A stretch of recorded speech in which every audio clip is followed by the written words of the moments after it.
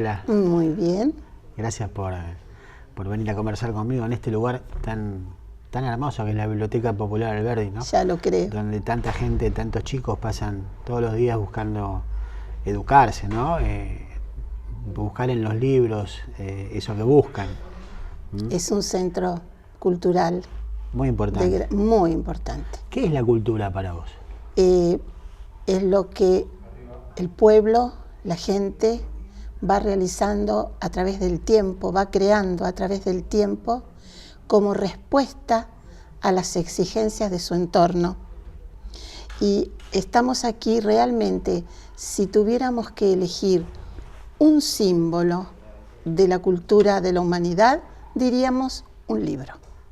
Claro, el libro fue... es el símbolo perfecto del avance de la humanidad y de la cultura de la humanidad, porque el libro es el pensamiento, la investigación, la creatividad, la fantasía, la información, todo es un libro. Está todo comprendido en eso. Exactamente. Además el lenguaje. Además el lenguaje. El lenguaje, que es fundamental, porque aún todos los medios técnicos que tenemos ahora, tan extraordinarios y están basados en el lenguaje, sí, todavía usamos el lenguaje como el medio fundamental de comunicación.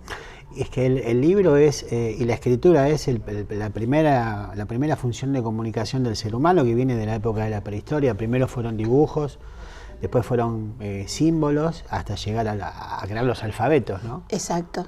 Y cuando, según los científicos, cuando el hombre deja testimonio escrito de su historia, de sus actos, de su vida, comienza la historia.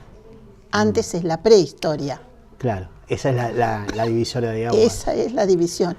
¿Y qué lugar ocupa la cultura en tu vida? Y todo. Y desde muy chiquita. Porque desde muy chiquita estuve en contacto con los libros. Entonces los libros me llevaron a abrir mi mente al mundo y al mundo de la cultura, que siempre fue para mí tan fascinante. Y la cultura, Marcelo, entendida así, como la creación de los humanos para responder a todo lo que le exige su entorno, su medio ambiente. Entonces va respondiendo con creaciones. Es curioso porque van disparándose las preguntas, porque vos sabés que hacemos un programa que se llama Teorizo el Feo, que es un programa con músicos. Y una de las preguntas que hacemos es sobre el primer instrumento que llegó a sus manos. Entonces a mí me dispara de preguntarte cuál es el primer libro que llegó a tus manos, si te acordás. Sí, cómo no. A los 2 años. Se 2 llamaba, años. Sí, Abejita, me lo compró mi papá. Y era un libro de lectura de primer grado. Precioso, con unos dibujos encantadores y con el sistema de lectoescritura de aquellos tiempos. Sí. ¿No es cierto? Pero lo tengo, sí, por supuesto. Y además después siguieron libros de cuento, porque mi papá me proveía siempre de libros. Yo tuve en mis manos libros siendo muy chiquita. En la vida de las personas que son afectas a la lectura va cambiando los gustos, ¿no? Con la infancia, con la adolescencia, con la adultez. Sí. ¿En la adolescencia qué leías vos? En la adolescencia... ¿Te pasó eso de ir cambiando de gustos? O sea, de enfocarte en cierto tipo de libros? No. Yo leía y leo de todo, pero me estoy inclinando más hacia aquellas obras que están muy cerca de la tierra, muy cerca de lo que es el hombre de los pueblos chiquititos. Eso es lo que ahora me atrae. No tan lo cosmopolita, digamos, lo más No, por ejemplo, ya no leo más novelas. Bien. Porque novelas leí desde los 8 años, desde los 7, desde que aprendí a leer, leí toda la dramaturgia de Argentina y del mundo y las novelas. Entonces ahora a mí las novelas, lo que se llama comúnmente bestseller, sí, ya no me atraen, no me interesa. ¿Y clásicos? Ah, sí, los clásicos sí, Shakespeare.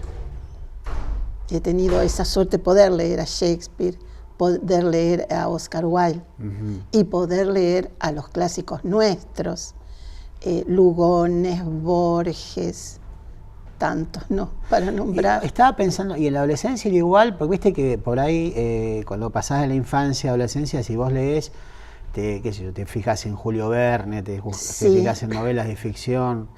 A mí me pasó en la adolescencia encontrarme con Hermann Hesse, por ejemplo, y verme la obra de Hermann Hesse. Vaya a saber por qué, ¿no? Porque un autor alemán que hablaba de la historia de un chico que se llamaba Narciso, que tenía un amigo que era Golmundo, y después Siddhartha, que era otro chico en la India. A lo mejor me empatizaba con las historias de esos adolescentes, ¿no? ¿Te pasaba eso en la adolescencia de empatizar con personajes de los libros y claro, leerlos? y sí, sí, sí. Y me gustaba muchísimo el teatro rioplatense. Eso también me gustaba mucho. Y en aquel tiempo aparecía una revista que se llamaba Intervalo. Sí. Básicamente era una revista de historietas, que en aquellos tiempos eran muy buenas. Eran muy buenas, sí. Excelentes. ¿Y qué tenía de particular esa revista? Que además de las historietas y los héroes, aparecían resumidos, pero con los textos originales, extractados pero originales, grandes obras de la literatura universal. Sí, me recuerdo. Y eso para mí fue extraordinario. En forma de historieta. Tomar contacto con todo eso, porque eso pasó en la adolescencia. Cuando yo cumplí 18, 19 años, yo pasaba por una librería y veía ese texto que yo había leído en el intervalo, lo compraba. Claro. Entonces así me fue formando mi pequeña biblioteca. Y por otra parte, en mi casa había libros. Y me acuerdo que había encontrado un libro de Sófocles, Ajax y Electra, dos obras clásicas de Sófocles. Y yo las leí. Obviamente que no entendía demasiado. Claro, por supuesto. Pero me daba cuenta, digamos, en términos generales, ¿de qué hablaba? Del drama, claro. Sí. ¿Y por qué pensás que tu papá te compró la abejita reina, creo que se llamaba? Y no abejitas. te compró la abejita, y no te compró una muñeca, ponele. Porque mi papá era un gran amante de la lectura y de los libros. Y te quería inculcar eso. Sí, sí. No sé si él tenía, digamos, la intención de inculcarme así, sino que él sabía perfectamente o intuía el valor que tenía un libro. Sí. Entonces, para él, el mejor regalo era un libro. Y siempre me regaló libros a lo largo de la vida. Y lo que le da al ser humano, ¿no? El hábito de la lectura. Sí, y eso que él no tenía, por supuesto, completa su enseñanza primaria. Así que, digamos que en ese aspecto no estaba educado sistemáticamente, pero le gustaba mucho la lectura. Y esto que está pasando ahora, que los chicos están más sujetos a un aparato como este, a una tablet, y ya no leen libros, ¿te parece que es una tragedia, que es un retroceso en la humanidad? No sé, yo no me atrevería a calificarlo de esa manera porque no sabemos, Marcelo. Es lo de este tiempo. Y que vamos a sustraer a los jóvenes de todo esto, a los niños, los vamos a sustraer cuando es el mundo en el cual a ellos les toca vivir y donde estos aparatos tienen cada vez mayor injerencia, a tal punto que dentro de poco, los que no manejamos esto, nos vamos a tener que poner seriamente a aprender a manejarlos, si no vamos a quedar porque afuera. Nuestra vida va a estar a través de estos aparatos. Por ejemplo, pagar nuestros impuestos, realizar gestiones. Ahora mismo hay gestiones que te las piden por internet. Sí, y a veces son complicadas. Y son complicadas, pero es el mundo en que vivimos y que por supuesto para los chicos esto es lo normal. ¿Y cuándo empezó en tu vida esto de escribir y escribir para chicos? Yo tengo acá, mira, Patitos con sombrero, tengo Planeta dormido, tengo Rupertina la escoba rebelde y tengo Apolonio el caracol sin casa y la perrita que tiene un abrojo en el lomo y el bosque de cristal. Todos originales de Graciela León, que encontramos acá en la biblioteca, y que vos escribiste en algún momento de tu vida para los chicos, ¿no? Sí, sí. Como todo adolescente, 13 años, 14 años, comencé escribiendo poemas. Pero en ese tiempo me interesaban además otras cosas. Por ejemplo, me interesaba mucho el cine. Y ya tenía esa fantasía de escribir argumentos para cine, de escribir guiones para cine. Se ve que estaba ya con esa inquietud pero todavía no lo había hecho con firmeza, es decir, no lo había tomado eso con la debida seriedad, pero escribía poemas y lo escribía con mucho gusto. Y comencé a escribir de firme una vez que me recibí de maestra. Ajá. Cuentos no para niños, yo escribía cuentos para mayores. Ajá. Y en una oportunidad, realizando un seminario de perfeccionamiento docente, una de las tareas que nos fue asignada fue la de escribir un cuento para chicos. Entonces, yo tomé la lapicera, unas hojas, y empecé a escribir, y me daba cuenta que escribía con una libertad absoluta, porque ya no estaba con esas cuestiones literarias para mayores. No, era una libertad. Y se llamaba La bolita descontenta. Y a partir de ahí escribí mucho para niños, mucho. Como más de 100 cuentos debo haber escrito para chicos. ¿Y cómo surgen esas historias? Por ejemplo, Patitos con sombrero, ¿no? Sí, Para elegir el primero. Sí, Patitos con sombrero. Me invitaron en Jardín de Infantes, me parece que el número 1. Sé que Adriana Llames era la maestra, la jardinera, a contar unos cuentos. Fui, conté los cuentitos y después los chiquitos me regalaron 2 patitos de yeso y cada uno tenía un sombrerito. Y cuando yo los vi dije, ¡ay, qué lindo para escribir un cuento estos 2 personajes! Y bueno, pasado un tiempito salió Patitos con sombrero. Planeta Dormido fue de estar sentada en el jardín de mi casa, así dejando que la mente ande libre entre las plantas y entre los árboles. Se me ocurrió pensar, ¿qué pasaría si el planeta se quedara quieto? Entonces salió Planeta Dormido. Y Rupertina la escoba rebelde, una escoba que yo tenía en casa y que la vi toda así. ¿Viste la escoba cuando ya dejan de tener vida útil? Que se ponen así medio despeinadas. Entonces nació Rupertina la escoba rebelde.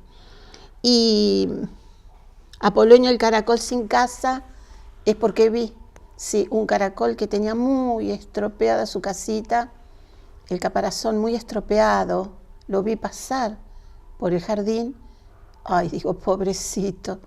Y después se me ocurrió Apolonio el caracol sin casa. Y el otro es la perrita que tenía un abrojo en el lomo, sí. Que seguramente era la perra tuya. Esto es más para mayores. Ajá.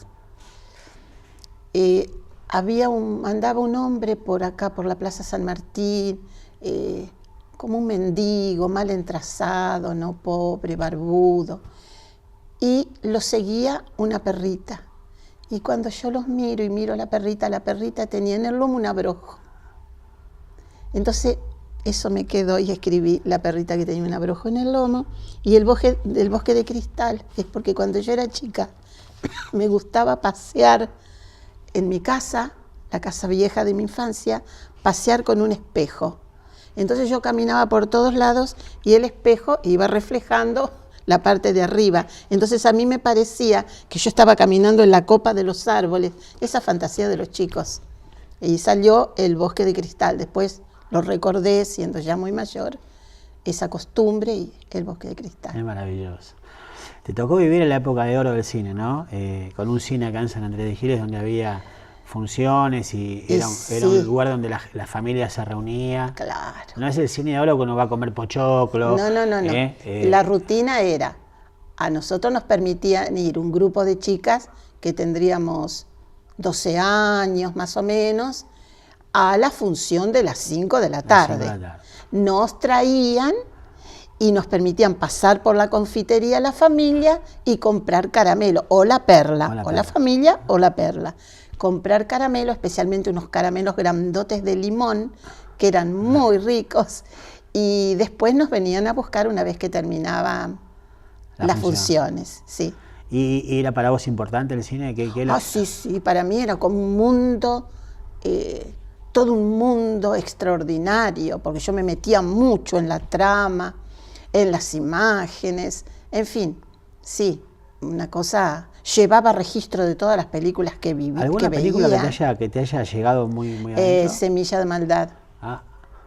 ¿De quién? ¿Te acordás? Glenn Ford era el primer actor y Vic Morrow, uno de los jóvenes de la escuela.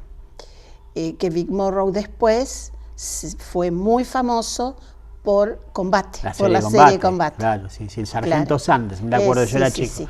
Bueno, yo lo conocía de mucho antes, de cuando había hecho Semilla de Maldad, que era la temática de chicos de una escuela marginal de Nueva York, muy rebeldes, con muchos problemas y que provocaban problemas en la escuela. Y bueno, y ahí esa problemática empezó a interesarme mucho también, la de los jóvenes rebeldes. ¿Por qué estudiaste docencia? ¿Porque no había más remedio o porque te gustaba? No, a mí me gustaba mucho la docencia. Y me cuentan que cuando nací, mi papá habilitó una alcancía y dijo, acá vamos a ahorrar para que Graciela estudie de maestra. Ahora, yo no lo hice por darle el gusto a mi papá, lo hice por mi propia voluntad, porque a mí me criaron muy cuidada, muy mimada, y muy cuidada como era en aquel tiempo, pero con ciertas libertades de decisión. Así que yo decidí ser maestra.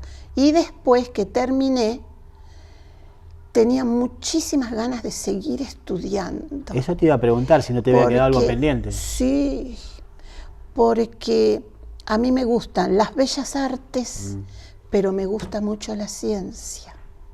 Muchísimo. Y por momentos pensé que tal vez tendría que haber seguido antropología, paleontología o arqueología. Mirá. Algo de investigación en ese ámbito de la ciencia que a mí me encantaba. Raro para una mujer en esa época, ¿no? Claro. Eso lo descubrí una vez que me recibí, que quería seguir estudiando.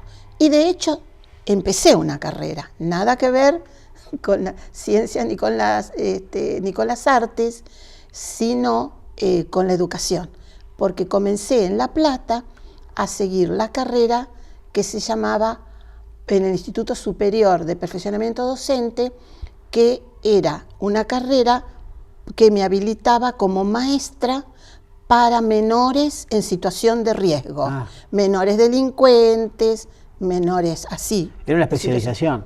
Claro, sí. Era un profesorado. Hice primer año y la mitad de las materias de segundo, pero yo ya estaba trabajando como maestra.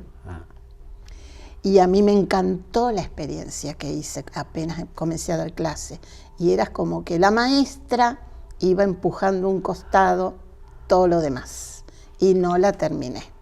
¿Te arrepentís de no haberla terminado? No estoy arrepentida. ¿Por qué? Porque esa carrera a mí me hubiera habilitado para dar clase en cárceles. Y sé muy bien que si uno no está preparado y va a dar clase a instituciones de régimen cerrado, si no tenés la preparación suficiente y la experiencia suficiente, te convertís en uno más de ellos. Y así no es como funciona. Claro. Además, no los ayudás siendo uno más de ellos, no los ayudás. Y uno cae muy fácilmente. Sí. Vos te identificás plenamente con ellos, aprendés sus códigos, aprendés su forma de hablar, su problemática. Entonces, si te comprometés demasiado, no se puede, salvando las distancias. Es como el médico. Claro. Si el médico se compromete demasiado con la enfermedad de su paciente, no lo va a ayudar. No. Tiene que mantenerse aparte. Conozco casos de abogados que no han ejercido, médicos que no han podido ejercer, cuando terminan la carrera y tienen que enfrentarse a la profesión, se dan cuenta de que no están preparados para eso. Una cosa es estudiar y otra cosa es ejercer. Por eso entiendo lo que me estás diciendo. Sí, ¿no? sí. Para mí era muy importante y me parecía que eso me iba a encantar. Y sí, me hubiera gustado mucho, pero no sé si hubiera sido una buena maestra carcelaria. ¿Y como maestra cómo fuiste? La carrera me gustó mucho, le dediqué toda mi vida, todas mis fuerzas, toda mi juventud. Hice lo más que pude, no sé. Eso, ¿En qué escuelas estuviste, si te acuerdas? cuando Estuviste en varias, ¿no? Sí, cuando era suplente estuve en la 2, en la 1, en la número 3. Y cuando fui titular estuve en Villa Ruiz, en Cucuyo, en Tuyutí y volví a Cucuyo. Maestra rural. Sí, ¿Es más lindo ser maestra rural que maestro de la ciudad? sí. Los chicos son Sí, distintos, me parece, sí. ¿no? Además el campo, está rodeada del campo. En aquella época vivía mucha gente, ¿no? Me imagino. Claro. No debe ser como ahora, que hay menos gente. Hay menos gente, pero es una experiencia muy hermosa, muy hermosa. La de la maestra rural, muy difícil, Sí. porque hay que acostumbrarse a vivir mirando el cielo y las nubes. Hay que acostumbrarse a eso. ¿Cómo llegó el teatro a tu vida? No sé cómo llegó, porque si bien es cierto que a mí me fascinaba el teatro, Pensamos por los pero libros. me fascinaba leerlo. Claro. ¿Leíste todos los clásicos, los autores de literatura? Sí, y los rioplatenses, además escuchaba y sigo escuchando en Radio Nacional las dos carátulas. Sí. Claro, que hace años y años que están propalando obras extraordinarias Domingos de a la noche. Claro, a las 10:30 de la noche. Obras de la dramaturgia universal. Y mucho argentino, y mucho rioplatense. ¿Cómo llega? Así muy despacito y por mi parte con mucho cuidado y con cierto temor, incluyendo un pasito de comedia o 2 pasitos de comedia en alguna charla sobre distintas personalidades o episodios históricos de Giles. Bien. Muy despacito, porque para mí el teatro era algo difícil y desconocido. Yo no tenía experiencia ninguna.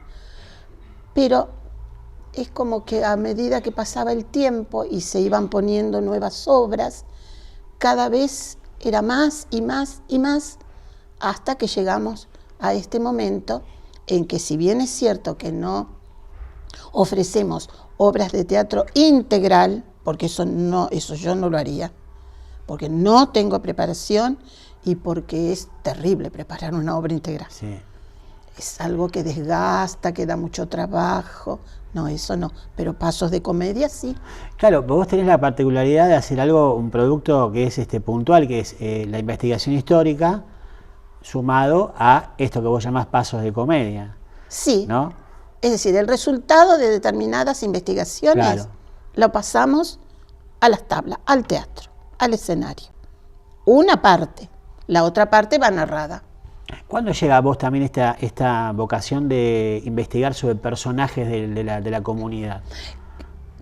Pasado los 25 años, cuando me doy cuenta, comienzo a mirar a mi alrededor y me doy cuenta que no sé nada de mi pueblo. ¿Cómo? Yo estaba en mi casa y decía, ¿y esto qué fue antes? ¿Cómo es que no sabemos? ¿Quién estuvo viviendo acá hace 100 años? Pasa, ¿no? No. Entonces comencé a preocuparme mucho por conocer, por investigar. Y bueno, y eso me encantó, porque la investigación es una de las cosas que más me gusta hacer. Y difundir, ¿no? Difundir sobre, Sí, sobre personas que uno no conocía o que no sabe que existió y que trascendieron de alguna manera y uno no lo conoce, ¿no? Difundir, lógicamente, porque es lo que la gente me da. Entonces yo siento que tengo la obligación de eso, volcarlo a la gente, al resto de la población, porque la información yo la tomo de la misma gente, además de los documentos, de los libros, pero de la misma gente.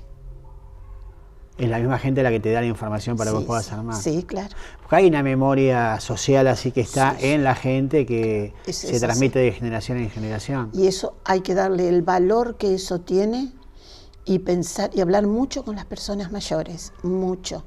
Porque cada vez que se nos muere un viejito, se nos muere a nosotros la memoria. Claro.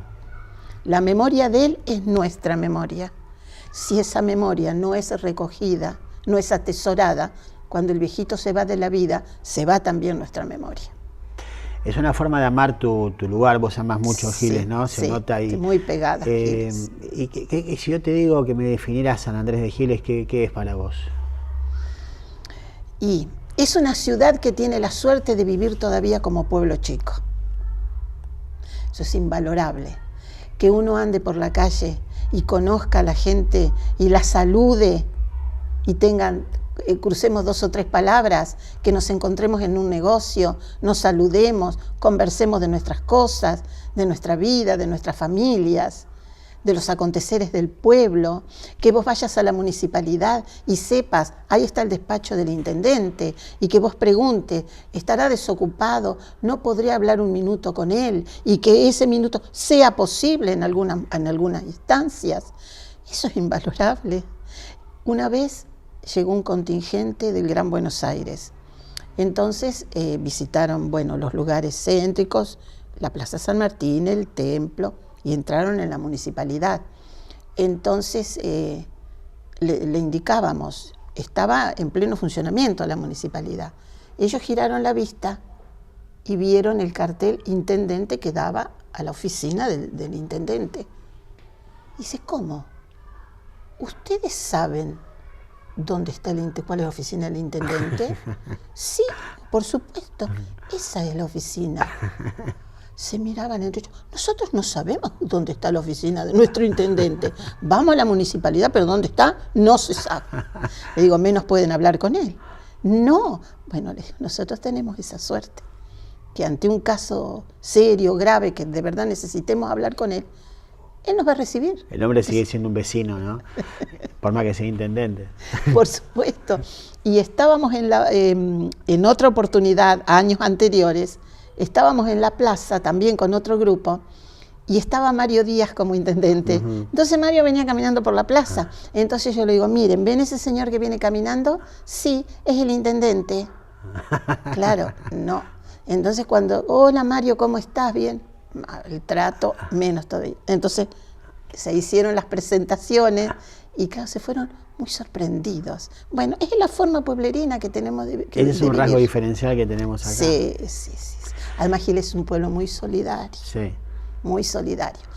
A veces han dicho artistas que vienen de otro lado, actúan y a veces me han dicho, detrás de bambalinas, Graciela, la gente no aplaude, qué fría que es. No, le digo, no se confundan. Ustedes crearon un clima y la gente no lo rompe ese clima. Claro. Siente que por ahí con el aplauso está rompiendo un clima. No, digo, han creado un clima. Van a ver que después sí, no es que la gente sea indiferente, la gente es respetuosa. Que no es lo mismo. No. Vos que viviste toda esta época del cine, de comprar caramelos en La Perra o en La Familia, ¿cómo ves los cambios que ha tenido la ciudad? ¿Cómo ves la ciudad hoy en relación a la ciudad que vos conociste de chica o de adolescente? Y está todo reformado, edificios que han desaparecido. Qué triste eso, ¿no? Sí, eso es algo. Giles parece no llevarse bien con la historia. No se lleva bien con la historia. Es una pena, pero algo no ha sido inculcado desde principios del siglo XX y desde fines del siglo XIX. No se inculcó lo de la historia en Giles. Entonces, como que no podemos, no nos compenetramos del valor, de la importancia que tiene lo histórico. Ha crecido mucho desde el punto de vista edilicio, desde el punto de vista de los barrios, y ha crecido mucho también en cantidad de habitantes y en gente que ha venido de otros lados a vivir a San Andrés de Giles. También, así como conocemos a muchos vecinos con los cuales nos cruzamos por las veredas, también es cierto que por ahí nos cruzamos con mucha gente que no sabemos quién es. Sí, es cierto, ya pasa eso. Ya pasa eso. Ese es el cambio, pero es la evolución propia de los pueblos, no se puede detener. La evolución se le pueden poner límites, ¿no es cierto? Diques de contención, no. Todo el tiempo fluye, los cambios vienen y hay que adaptarse a ellos. Lo que hay que hacer, tal vez, es tratar de mantener la identidad pueblerina. Eso sí, si perdemos la identidad, perdemos casi todo. Concuerdo completamente. Tengo una duda, ¿dejás algún discípulo, por llamarlo de alguna manera, alguien que te siga tu trabajo y que quiera continuarlo, que esté interesado, Porque, a ver, vos tenés hoy una marca, digamos. Hay una marca Graciela León, ¿no? Tus espectáculos tienen una marca tuya en el formato, en cómo están estructurados.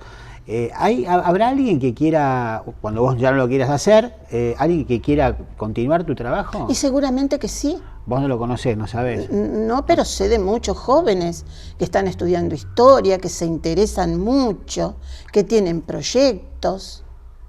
Sí, ¿cómo no? Claro que sí. Está bueno saber que eso no se va a perder, ¿no? No, el hecho de que haya una carrera de profesorado de historia en nuestro Colegio Nacional y que se mantenga esa carrera, eso quiere decir que hay jóvenes interesados en la historia. Bueno, esos jóvenes sin duda van a continuar con la investigación, van a continuar con la difusión de lo que es nuestra historia lugareña, además de la historia grande de la patria y de la historia universal. ¿Qué te falta hacer? ¿Qué te falta hacer de acá en adelante? En materia de investigación, de proyectos. Sé que en tu cabeza siempre hay algo dando vuelta. Sí, claro, sí. Quiero hacer una especie de análisis del testamento de María Rosa de Giles. Ajá. Del testamento. Sí, del testamento. Que fue la mujer que donó las tierras, ¿no? Fue la mujer dueña de las tierras. Fue la dueña de las tierras. Porque es una pieza, ese testamento es una pieza notable que pone de relieve la personalidad de María Rosa, porque no nos tenemos que olvidar que nosotros llevamos su apellido y que nosotros nacimos en las tierras de lo que fue la estancia de su papá, heredada luego por ella. Y ella, 2 años antes de morir, hace testamento porque ya se siente enferma. Y lo hace en Buenos Aires. El testamento es un testamento de acuerdo con las costumbres de la época, que empieza invocando su condición de católica, al Señor, en fin. Primero viene toda la parte religiosa, digamos, ¿no? Que ella hace fe de su catolicismo. Y después comienza a destinar sus bienes. Le va a destinar, porque ella no tuvo hijos, así que toda su fortuna iba a ser heredada por el marido, por Ruiz de Arellano. Ella, como no tuvo hijos, en su casa siempre crió chiquitos pobres, desvalidos. Era muy común en esa época. Sí, entonces ella se ocupa de todo eso, a cada uno dejarle algo. A una parienta pobre le va a dejar una casa, a la otra le va a dejar también otra casita. A un sobrino le deja, eso es una jarrita de plata para que tenga, porque se tiene que recibir de sacerdote. Entonces lo ayuda, y un mondadientes de oro. Una de esas cosas, dice ahora, Dios mío, pero bueno, así era. Y todo está expresado en el testamento. Todo está expresado en el testamento. Y se acuerda de 2 esclavas que ella tiene, estamos en plena época colonial, ¿no? Claro. Estamos a mediados del siglo XVIII. Y dice que cuando ella muera y después se muera el marido, ellas tienen que recuperar la libertad. Lo deja expresado ahí también. Sí, lo deja expresado ahí. Y después que reparte todo, queda la estancia, con miles de cabezas de ganado, sobre todo mulas. Ellos criaban mulas. En esa época era el transporte, para ¿no? llevarlas, claro, para llevarlas al Alto Perú a trabajar en las minas. Claro. Y pone algo que es maravilloso, que después declara como heredero a su esposo, José Ruiz de Arellano, con el que es casada legalmente, bueno, todo esos párrafos de rigor. Pero el marido no puede enajenar las tierras. Le ató las manos. Sí. Extraordinaria una mujer en ese tiempo. Ahora, el hecho de que su marido no pudiera enajenar las tierras permitió que San Andrés de Giles existiera, claro. Es maravilloso, porque todavía no había aparecido en escena el padre Vicente Piñero, todavía no había aparecido en escena nada de todo lo que después fue la historia de nuestro pueblo. Realmente a esta mujer se le debe que estemos acá hoy, ¿no? Sí, porque preservó las tierras, sin ella pensarlo. Claro. El pueblo, no, ella puso esa cláusula. Y lo más hermoso de todo y lo más conmovedor es que ella declara, y él, cuando él sienta que ha llegado su última hora, entonces sí, que disponga de los bienes que heredó de ella. Antes no. Antes no. Cuando sienta que llegó su última hora, entonces sí. Entonces después firman los testigos, ¿no? Y ella no firma. A ruego de ella firma otro, porque no sabía. No sabía leer ni escribir. Eso es conmovedor. Sí, sinceramente. Es muy conmovedor. Claro, en aquellos tiempos las mujeres no se les daba mucha instrucción. No era importante que una mujer leyera y escribiera. Fíjate vos, heredera de semejante fortuna como ella heredó, y no sabía leer ni escribir. Y otra cosa que ella va a pedir a su marido es que termine en la iglesia de la Merced. Ella puso todo el dinero para que esa iglesia tan hermosa de Buenos Aires, la iglesia de la Merced y el convento, que está al lado, eso es obra de ella. Ella lo paga con su dinero. Y después va a seguir Ruiz de Arellano porque ella se muere sin ver finalizada la obra. Así que estás en eso ahora. Sí, porque me parece algo muy conmovedor y muy de la historia nuestra. Ya lo creo. Muy de la historia nuestra. Graciela, teatro, escritura, una mujer de los medios también, porque tenés tu programa de radio también. Siempre es un placer hablar contigo. Muchas gracias, Marcelo. Gracias por haber estado acá, en este lugar tan lindo que es la Biblioteca Popular del Verde. Acá nos sentimos muy reconfortados, ¿no? Así es. Y muy así como protegidos por todos estos libros. Todos estos libros. Gracias. Gracias a ustedes.